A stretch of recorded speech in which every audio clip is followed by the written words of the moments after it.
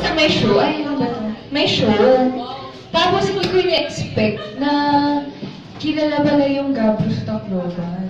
Siyempre. Kasi pagbaba pa lang namin ng plane, nakakaloka yung mga camera na hanggang.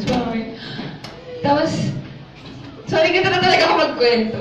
Tapos ano, pagdating namin dun sa venue, nag-intay kami ng mga 2 oras kasi hindi pa kami makababa kasi malaki pang performers. Tapos, mga 12 midnight na nun. As in, andun kami ng mga 8 o'clock, tapos 12 midnight na kami nasara. Tapos pagdating namin dun, grabe, ang buhay pa nila. As in, wala lang, kasi na-overwhelmed lang ako. Hindi ko na-expect na may mga taong sisigaw sa amin sa Tacloban. Kasi usually kasi diba, parang ever since, Okay na. si Ruru kasi diba, pagka lalaki, tapos mall show, ang dali-dali magpakilig, ganyan, diba?